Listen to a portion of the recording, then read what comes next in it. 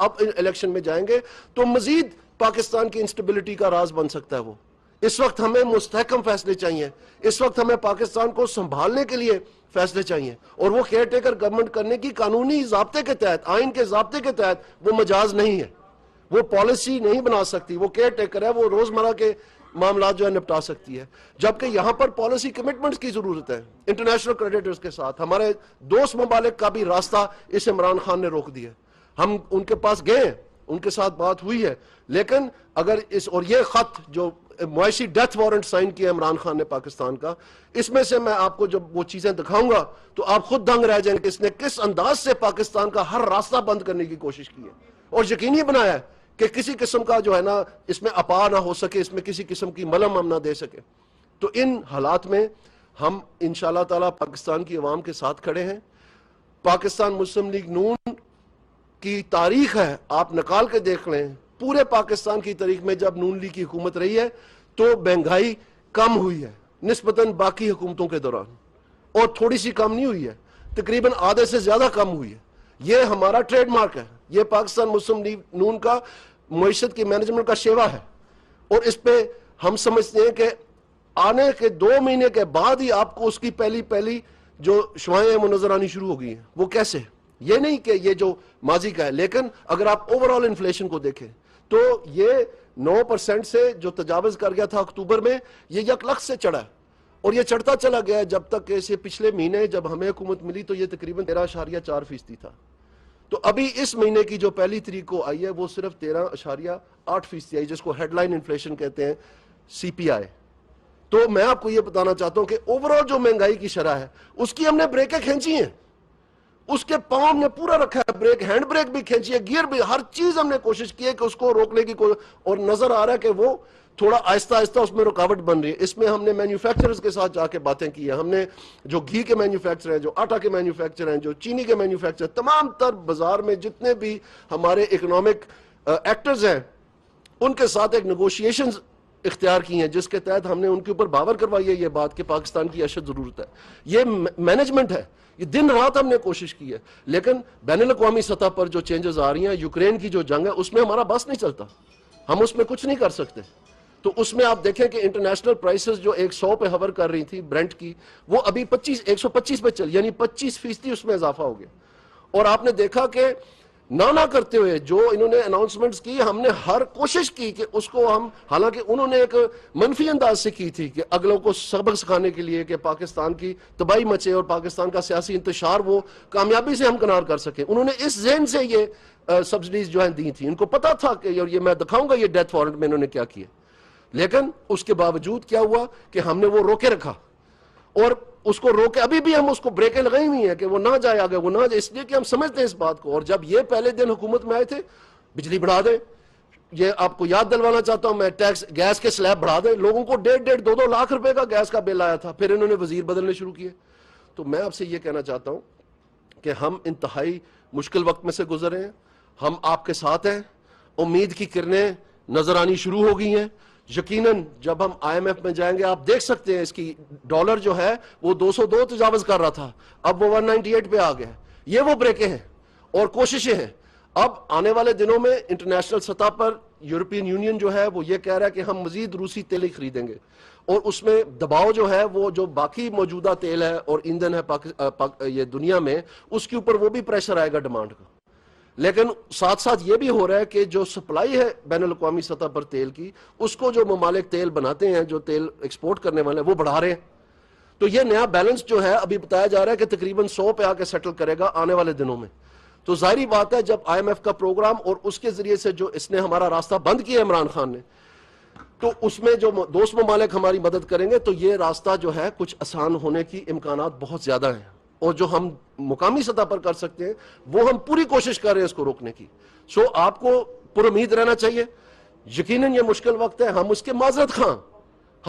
خواہ ہیں کہ اس سے زیادہ جلدی ہم یہ نہیں اس کو اپنا روک سکے, لیکن یہ جتنا بڑا خلا یہ ڈال کے گیا. اور آنے والے دنوں میں آج کا جو پریس کانفرنس کا مقصد ہے, ہم زیادہ لمبا نہیں بات کرنا چاہتے ہیں, اوپر سے جمعے کی نماز کا ٹائم بھی ہو رہا ہے, تو میں آپ کو یہ بتانا چاہتا ہوں کہ اس کے بارے میں ہم آپ کو بتائیں گے. لیکن واضح طور پر یہ روسی تیل کا ڈھکوسلا جو یہ بتاتا پھر رہا ہے, کہ جی روسی تیل میں لینے گیا تھا. تم نے فروری میں یہ سائن کیا معاہدہ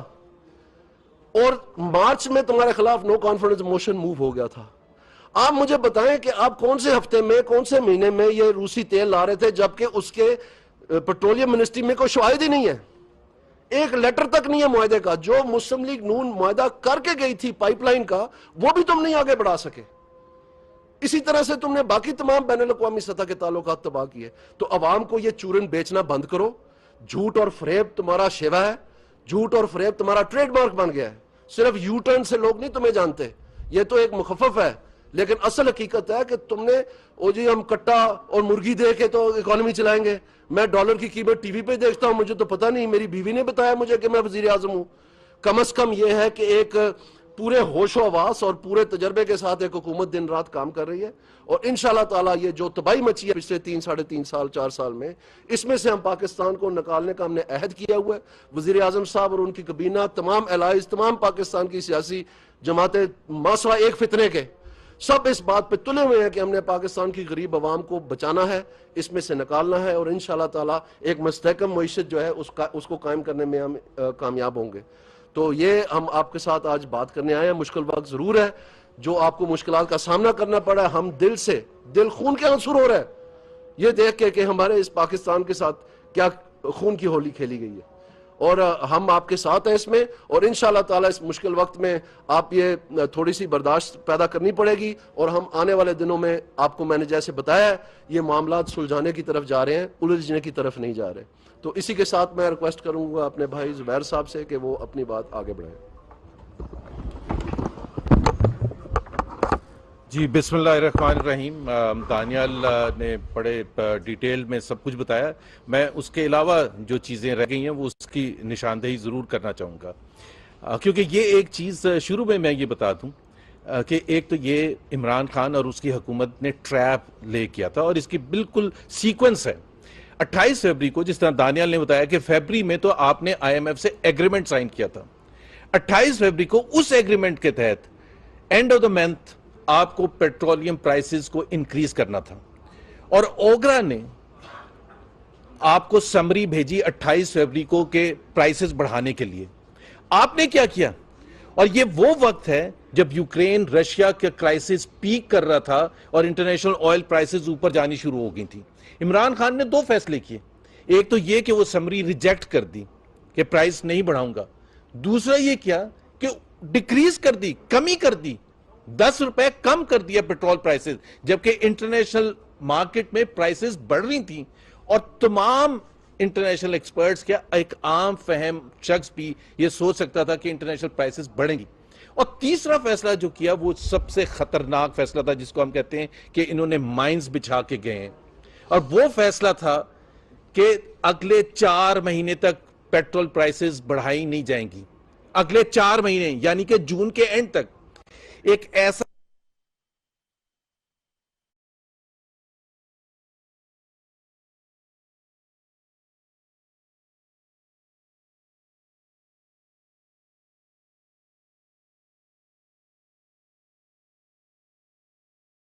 فیبری کو کہ اپریل کے مہینے میں, مئی کے مہینے میں, جون کے مہینے میں کتنی انٹرنیشنل آئل پرائسز بڑھے گی اور آپ کو کتنی فسکل سپیس چاہیے ہوگی. سو آپ نے کوئی پرووائڈ نہیں کیا ہوا تھا. سو 28 فیبری کو جو آپ نے فیصلہ کیا کہ نہ صرف آپ نے کم کیا پیٹرول, اور اس کی وجہ تھی, اس کی وجہ یہ تھی کہ نو کانفیڈنس موشن کی باتیں شروع ہو چکی تھی, اس سے 10, 15, 20 دن پہلے شروع ہو چکی, اور اس کی ایک جو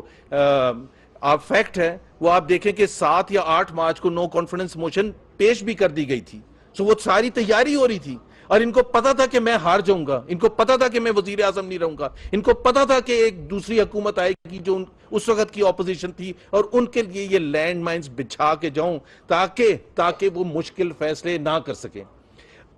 یہ جو خصوصی بات ہے کہ وہ سمجھ رہے تھے کہ ہم وہ مشکل فیصلے نہیں کریں گے اور پاکستان ڈیفالٹ کی طرف جائے گا, کیونکہ ظاہر سی بات ہے اگر وہ ہم مشکل فیصلے نہ کرتے, پیٹرول پرائسز نہ بڑھاتے, جو کہ ناگزیر تھا, اور ہماری یہ نہیں ہم کہہ رہے کہ یہ آئی ایم ایف کے دباؤ میں ہم نے کیا, یہ میں وضاحت کر دوں کہ صرف آئی ایم ایف نے ہمیں دھمکی دی یا ان سے ہم نے ایگریمنٹ کیا تھا تو ہم نے بڑھا دیا. وہ ایگریمنٹ اپنی جگہ تھا, لیکن ہم نے فیصلہ نیشنل انٹرسٹ میں کرنا تھا, پاکستان کے نیشنل انٹرسٹ میں. جیسے دانیال نے ابھی کہا کہ پاکستان مسلم لیگ نواز 3 ادوار میں جتنی دفعہ بھی آئی ہے, جو فیصلے کیے وہ پاکستان کے عوام کے لیے, پاکستان کے فیوچر کے لیے, پاکستان کی بہتری کے لیے کیے. اور یہ فیصلہ بھی جو ہے ناگزیر ہے, ہماری مجبوری ہے, ہمارے لیے بہت مشکل ہے. لیکن اگر اس کی دوسری سائڈ دیکھی جائے کہ اگر ہم یہ نہ بڑھاتے, اور آپ نے دیکھا کہ پچھلے 1.5 مہینے میں جب پیٹرول پرائسز جب تک نہیں بڑھائی تو ڈالر کی حال کیا تھا, 202-203 روپے کراس کر چکا تھا, اور یہ مزید جانا تھا. اور اس کے زیادہ خراب نتائج ہوتے ہیں کہ اگر آپ کی جو ڈالر ہے وہ اگر روپے کی قدر کم سے کم ہوتی چلی جائے تو اس کے جو افیکٹس ہیں شارٹ ٹرم میں بھی, میڈیم ٹرم میں بھی, اور سب سے زیادہ لانگ ٹرم میں ڈیوسٹیٹنگ ہوتے پاکستان کے لیے. اور وہ پاکستان کو لیڈ کرتا, ظاہر سی بات ہے, ہمارا جو ایکسٹرنل فرنٹ ہے جس میں $10.5 بلین صرف چھوڑ کے گئے تھے پی ٹی آئی کی حکومت, اس میں تو ہمارا گزارا ہو ہی نہیں سکتا تھا. ہماری جو ری پیمنٹس تھی اس کا مطلب یہ ہوتا کہ پاکستان ڈیفالٹ کرے گا ہی کرے گا. اگر ہم آئی ایم ایف کے لوگ پوچھتے ہیں کہ آئی ایم ایف کے پاس آپ جا کیوں رہے ہیں, ہم آئی ایم ایف کے پاس اس لیے جا رہے ہیں کہ پاکستان کو جس حالت میں چھوڑا تھا ایکسٹرنل فرنٹ پہ, جو اسٹیٹ بینک کے ریزروز تھے وہ جس لیول پر تھے, اس پر اگر ہم یہ مشکل فیصلے نہ کرتے, اور یہ پاکستان کی بہتری کے لیے, سو ایک طرف ڈیفالٹ سچویشن تھی, دوسری طرف مشکل فیصلے تھے جو ہمیں اب کرنے ضروری تھے. اور اس کو ہی لے کے ہم آگے جا کے یہ سمجھتے ہیں کہ آج اگر ہم نے جو مشکل فیصلے کر لیے اور بجٹ آنے والا ہے, اس وقت ہم جو بھی فیصلے کریں گے یہ ٹرن اراؤنڈ انشاءاللہ تعالی ضرور آئے گا, اور پاکستان کے عوام کو وہ ریلیف ملے گا جو پاکستان مسلم لیگ نے ہمیشہ اپنے 3 ادوار میں دیا ہے. ہمارے پاس وہ ٹیم بھی ہے, تجربہ بھی ہے, اور ڈیلیوری کی کمپٹنس بھی ہے کہ ہمیں یہ یقین ہے کہ یہ مشکل فیصلے آج ہم جو لے رہے ہیں, ہمارے لیے بڑا آسان رستہ تھا, ہم چھوڑ کے بھاگ جاتے, لیکن کیا ایک کیئر ٹیکر گورنمنٹ نیگوشیٹ کر سکتی تھی انٹرنیشنل لینڈرز سے؟ نہیں کر سکتی تھی. کوئی بھی انٹرنیشنل لینڈر ہو, آئی ایم ایف ہو, ورلڈ بینک ہو, فائنینشیل انسٹیٹیوشنز ہو, وہ کیئر ٹیکر گورنمنٹ سے نہیں کر سکتی تھی. اور اس دوران پاکستان کا ڈیفالٹ سچویشن ہو چکی ہوتی, وہ جو سری لنکا میں ہم نے دیکھی ہے. سو ہمیں ایک مشکل فیصلہ اس لیے کرنا پڑا کہ پاکستان کو اس ڈیفالٹ سچویشن سے, سو عمران خان صاحب جو بھی پبلک میں بول لیں اتنا ان کو پتا ہے, اور وہ سمجھ رہے تھے, تانے دے رہے تھے اپنے جلسوں میں کہ یہ مشکل فیصلے کیوں نہیں کر رہے ہیں, کیوں نہیں پیٹرول کی پرائس بڑھا رہے ہیں. ہم نے ان کو شو کر کے دکھا دیا کہ ہم صرف سیاست کی وجہ سے نہیں کرتے, عوام کو ایک چھوٹا سا ریلیف دینے کے لیے نہیں کرتے, لیکن ہمیں عوام کی لانگ ٹرم بہتری کا احساس ہے, پاکستان کی لانگ ٹرم فائنینشیل سچویشن کا احساس ہے. اس وجہ سے ہم نے یہ مشکل فیصلہ کیا ہے. جیسے دانیال نے کہا, انشاءاللہ تعالیٰ آپ دیکھیں گے چند ماہ میں اس کے